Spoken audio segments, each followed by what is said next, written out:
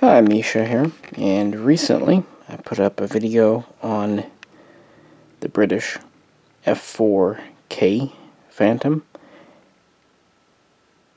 and with that in mind I decided it's time to lay all the different variants out and kind of get into a big long video on the history of this, one of the most famous American fighter jets of the Cold War. Started off as the McDonnell F-4H-1, and then would become McDonnell Douglas F-4 in several flavors and stripes, with over 5,000 built. Several variations used by countless nations. It served in the U.S. military until 1996, and some are still serving in foreign militaries in upgraded and modernized forms to this very day. So on the table we have several 172 scale die-cast models.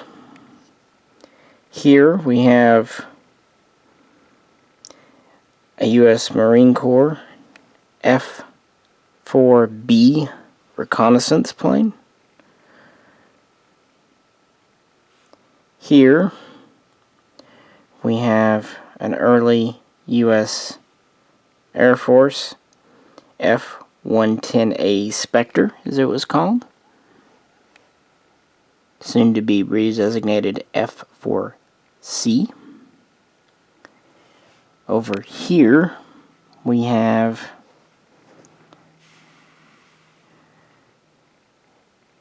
what to me is kind of the most iconic of the Vietnam eras. This is a U.S. Air Force F4D, and it does have the gun pod underneath. This is an improved version for the Air Force.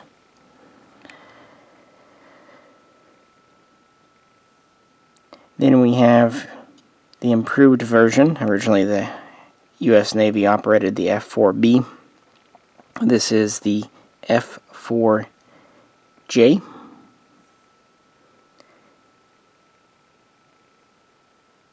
It was the world's first fighter jet to have look-down, shoot-down radar. It would also serve Britain as their F-3. And then finally, we have the most recent version from the U.S. Air Force. This is the F-4G Wild Weasel. That served in the Gulf War and is one of the most heavily armed versions of this plane, with a lot of cool features. All of these are Hobby Master except for the F4D, which is from Air Commander.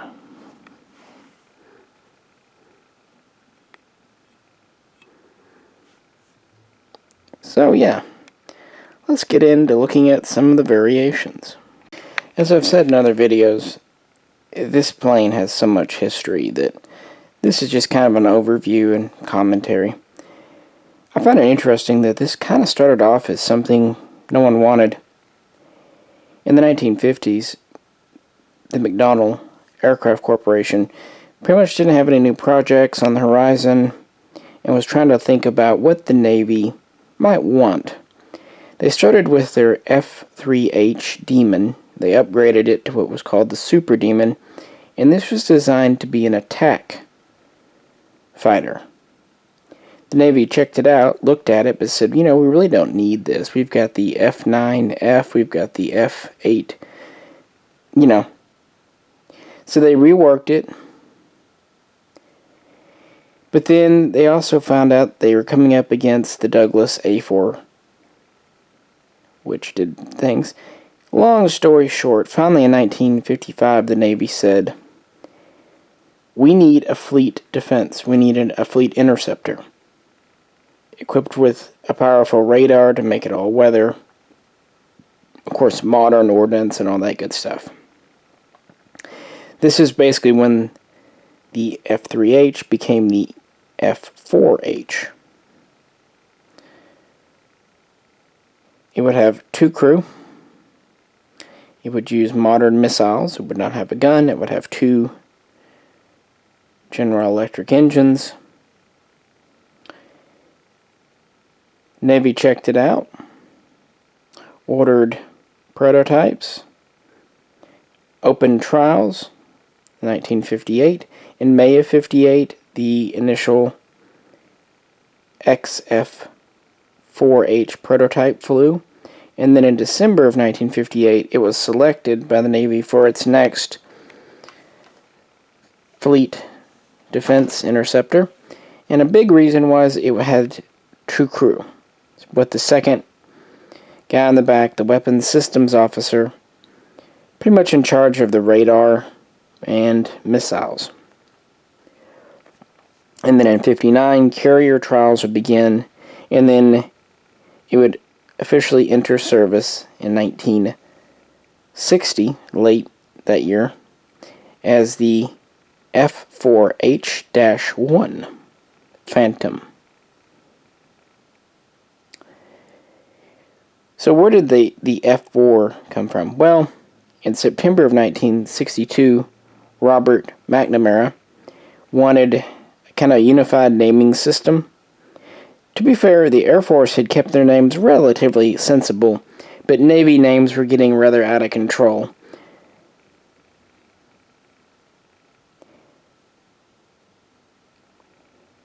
I'm going to do this a little out of order. We're going to start with this plane here. Like I said, this is the F-110A Spectre. So if this was designed for the Navy, where the hell did this come from? Well, another thing McNamara wanted was one aircraft, fighter aircraft, for all branches. So the Air Force was strongly encouraged to look at the F-4. So, in 1962, they acquired a couple of F-4H-1s from the Navy for testing and trials. And that's what the designation ended up as. After the unification of the naming system, the F-4A was the initial production model. Only about 45 were built. None of them were ever used in prototype. They were just used for training and whatnot. The F-4B was the Navy version, designed for carrier operations. And the F-4C was a specific version for the U.S. Air Force. Whereas the Navy version was a fleet interceptor, the Air Force version was a fighter-bomber, obviously meant to operate from and over ground. This, of course, meant several small changes. One of the most noticeable is they would put larger tires in. Now, this still has the flat wing, but if we look at the D over here, you can see the bulge. This is from the larger tires. The first F-4C prototype flew in May of '63, and then later that year the first production models would be delivered, and the Air Force would start to train squadrons. And the first F-4Cs would appear in Vietnam in December of 1964, and then in May of '65 they would shoot down their first enemy aircraft, which was a MiG-17. But then in July that year, the first F-4C would be lost to SAM fire, surface-to-air missile. And then in '66, these would first go up against the MiG-21 and shoot their first MiG-21 down.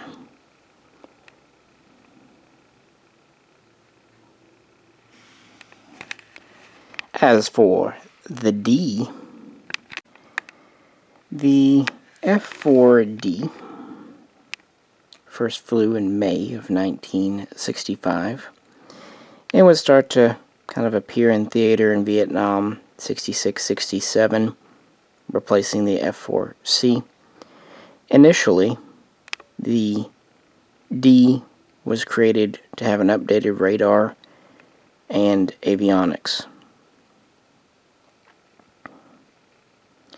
Now, as I said, this model is from Air Commander, and these others are from Hobby Master. I'm going to do a separate video comparing just the models, because this one's already going to be long enough. I'm afraid if I do in this video, it'll just get lost in all the noise. So, I think I'll do that. I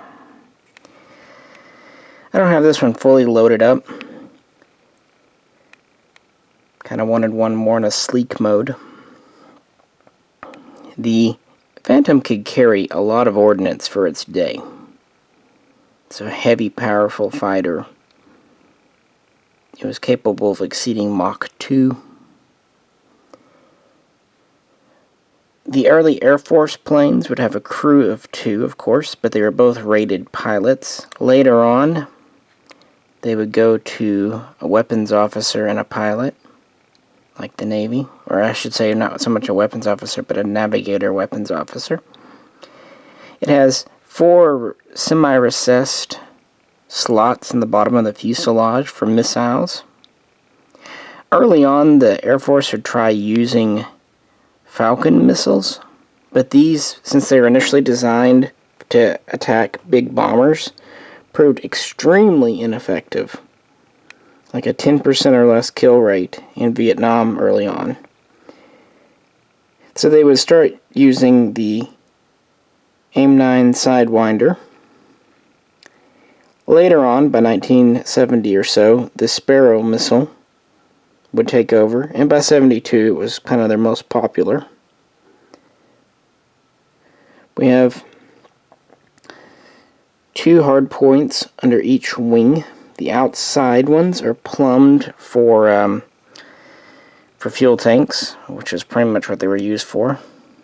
The inner ones carried the Falcons.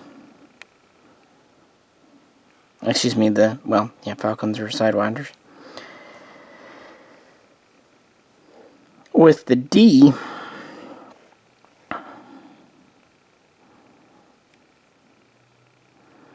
another issue, originally the plane was not given a gun, and this was quickly proven to be short-sighted. The idea was, well, modern fighters will be attacking beyond visual range, and missiles will take over guns. Well, for one thing, the rules of engagement of Vietnam needed visual identification most times. Also, again, the early missiles were not all that reliable.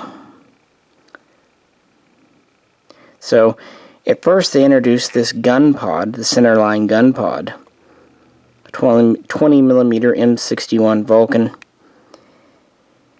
but it was a slapstick solution. It did not have an adequate gun sight in the cockpit. Also, it's a big pod, so it caused lots of drag. And also, it blocked a point for a fuel tank. So, it limited the plane in many ways, but it was still better than nothing.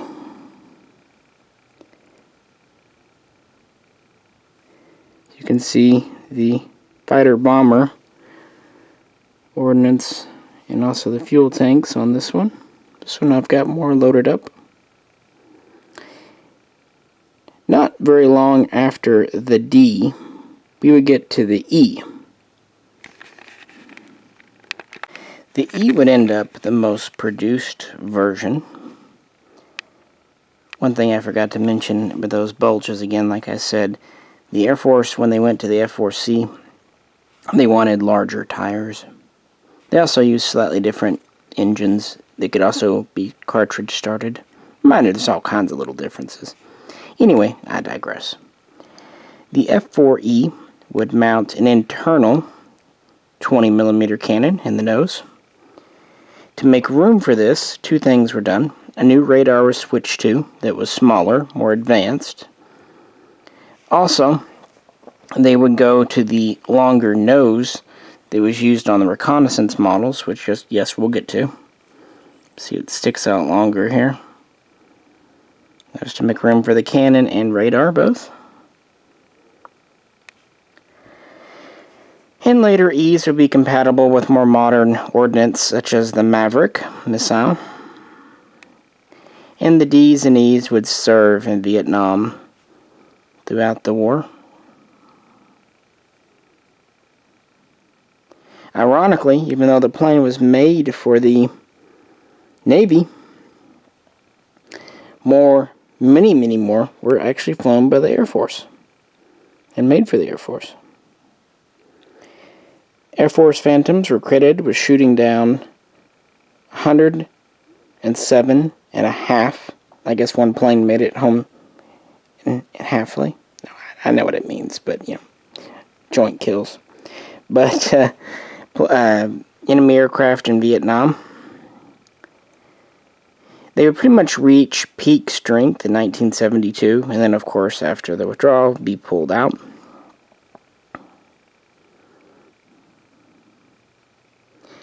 And this would be replaced in the fighter-bomber role in the Air Force by planes like the F-15 and F-16. But it definitely would not leave Air Force service. They would just use it as specialized versions. Well, that's the Air Force in a nutshell. What about the Navy, the thing this was originally designed for? Well, they certainly used the Phantom as well. Well, the initial Navy versions looked like this, because that's what the Spectres originally were. The F-4H-1F was the first production model, later known as the F-4A. See why they switched it? It made sense. Then an upgraded version was soon introduced, F-4H-1, which would later be known as the F-4B. This would be made for both the Navy and the Marine Corps. Mostly, it just had a few improvements, such as more powerful engines.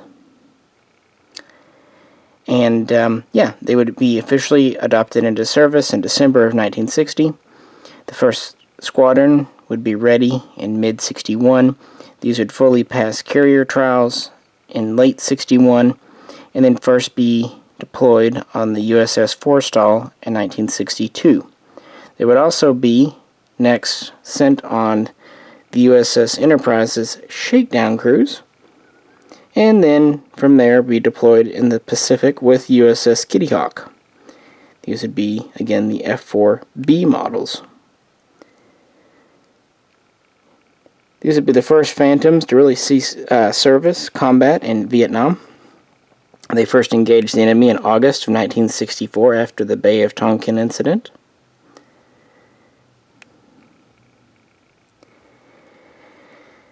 And they would have their first MiG kills in 1965, and of course then there would be the first air losses. And since the Air Force was getting its new updated F4Ds and soon F4Es, the Navy too would get their updated version here, the F-4J.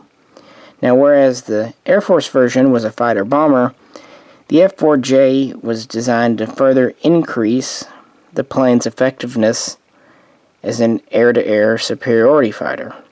As I said, early missiles at the time were not that effective, so they increased its ability to carry. They also went to the larger tires and whale wheels for them that the Air Force had gone with. They also improved the leading edge of the tail, updated the engines, updated the avionics. Interestingly, they did not give it a 20mm cannon, either external or internal.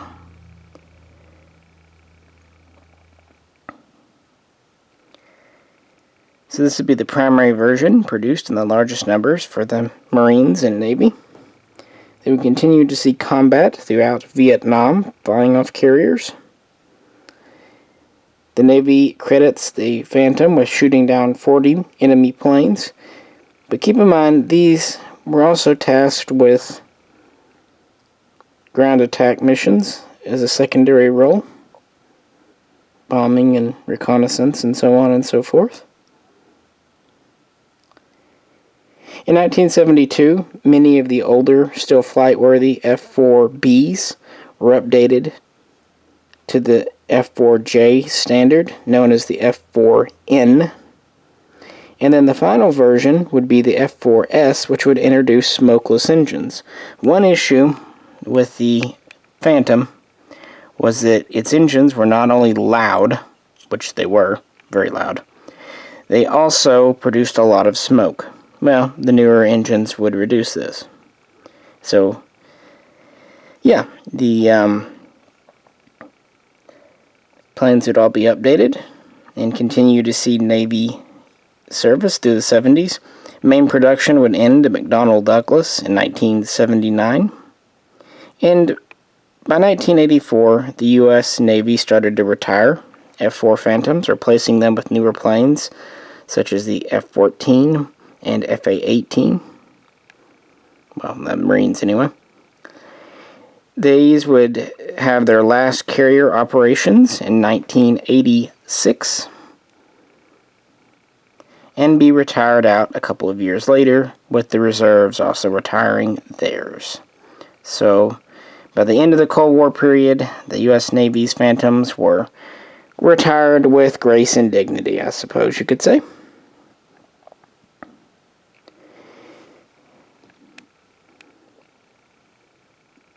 So what about the specialized variants?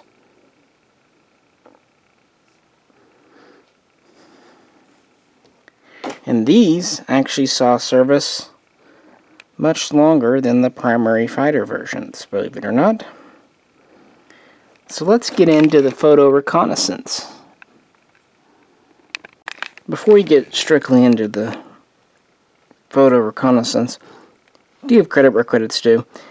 The U.S. Marine Corps started to adopted the Phantom in the summer of 1962.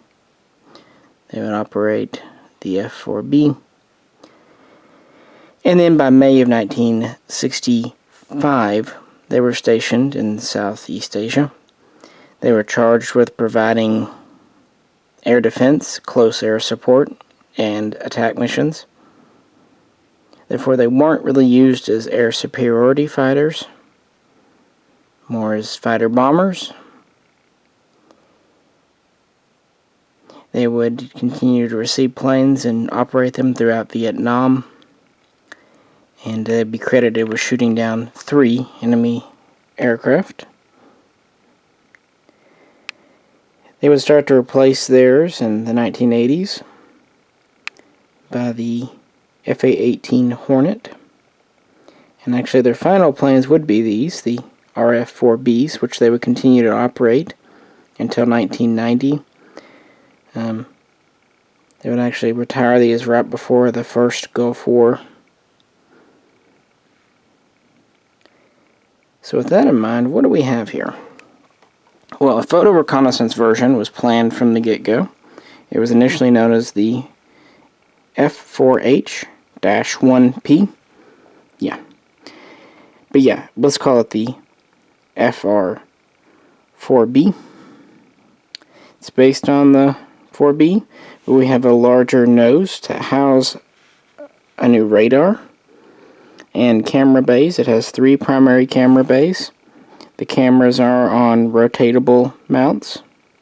One neat feature, it could actually develop pictures while in flight and then drop them using canisters or cassettes for allies to pick up, so they could get the information in the field as quick as possible. Typically these were unarmed.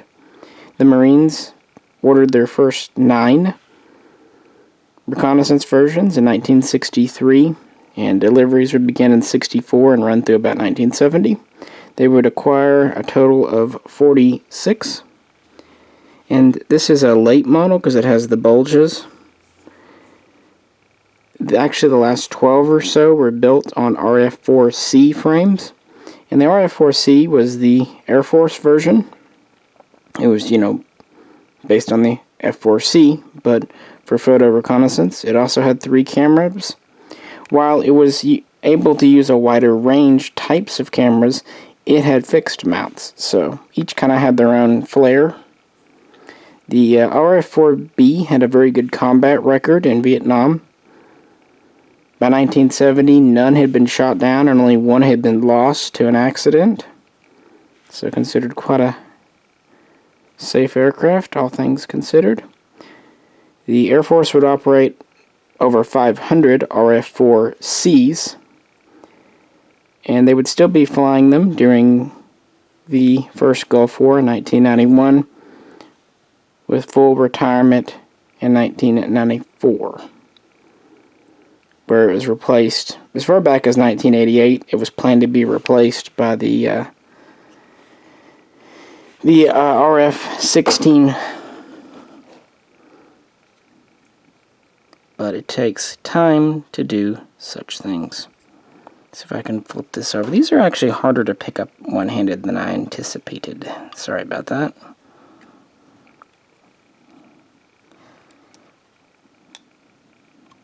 Yeah. I just wanted to show you the model. It does have the cameras underneath, which is neat. It's just 2 hands, it's easy to pick these things up, but it's just a little too wide to comfortably do it one-handed.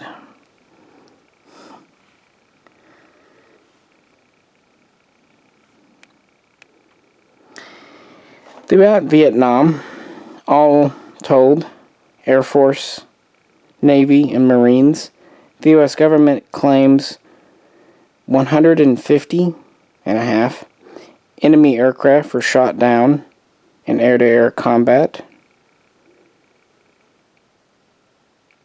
with a loss of 43 Phantoms to air-to-air combat. Now, the Vietnamese government kind of flips that.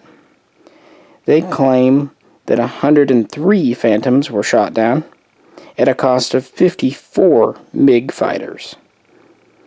And the truth is probably somewhere in between. And nevertheless, it was a very versatile plane.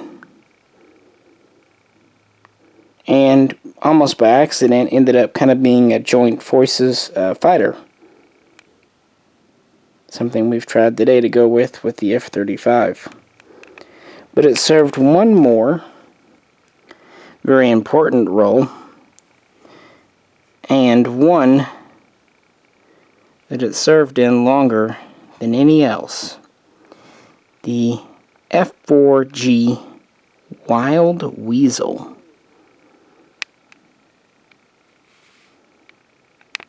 Here's the underside of the RF-4B. The cameras be up front and this larger nose. It's really hard for me to get this, guys. I'm sorry. But I thought maybe I could get something. The model comes with empty pylons. These would usually have electronic countermeasures, especially later on, and the Air Force version would be armed with sidewinders occasionally for defense, but it wasn't really meant for that. It was a photograph plane, and a very successful one. Well, we'll move on. Figured I could pick this up off of camera, and because I would definitely want to show you the underside of the ordnance. As I said, this is the F-4G Wild Weasel, specifically the Wild Weasel 5. The Wild Weasel program essentially was developed, well, I mean, the whole concept dates back to World War II in Korea, but for Vietnam, it was essentially guinea pigs. Planes would fly out, try to get the attention of enemy radar sites, enemy SAM sites, so they could be outed and then targeted and destroyed. The F-100 Hun was kind of originally used, the Super Sabre, and then the F-105G Thunder Chief Wild Weasel. The first Phantom was the F-4C Wild Weasel 4. It was an upgraded Wild Weasel. They used Shrike missiles to try to flush out and target. but it wasn't a specialized version, and they would only convert about 36. In the 70s, they began working on a better, more survivable, just more upgraded version, which first flew in 75 and entered service in 78. That's this plane here. These are converted from F4Es, so when I said I don't have an F4E, I was kind of only half true. This was originally an F4E. Has the long nose and everything. These were fitted with new radar and new detection suites. They also had more advanced electronic countermeasures. They could be armed with AIM-7 or AIM-9 missiles for defense. They could also use Mavericks. But their primary weapon was the 88 HARM anti-radiation missile, which could home in on radar sites and knock them out. This did not have the cannon of the E. It had to be replaced with electronics. But on the other hand, this Phantom actually could carry more missiles, more ordnance, a heavier payload than any other Phantom before. It was also fitted in the center line where it could take the large 600-gallon tank developed for the F-15 Strike, or I should say Eagle, not Strike Eagle, apologies. And yeah, they would convert a large number of these, over 130. Some sources say 136, some say 146, but they were done in a couple of batches. They were in frontline service through the first Gulf War. That's what this model is here. It's painted up to be like a Gulf War Wild Weasel, and they proved very effective at taking out the Iraqi SAM network.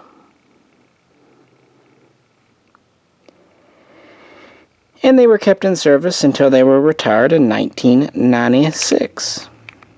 And they'd be replaced with, I guess, like everything else, more modern Wild Weasel planes, but it's kind of the last major use of the Phantom in the U.S. military. So there's a rundown of Phantoms and U.S. Armed Forces. I feel like there should be a Coast Guard Phantom, just for completeness' sake. But of course, many foreign militaries operated these. For example, the United Kingdom, which I've done a separate video on. Israel was another large user. Japan would assemble some under license. There'd be a version made for West Germany known as the F4F, which was a dedicated air superiority air defense. Oh, on and on. There would be many variants and flavors. In fact, some are still being used to this very day. Just an iconic American aircraft.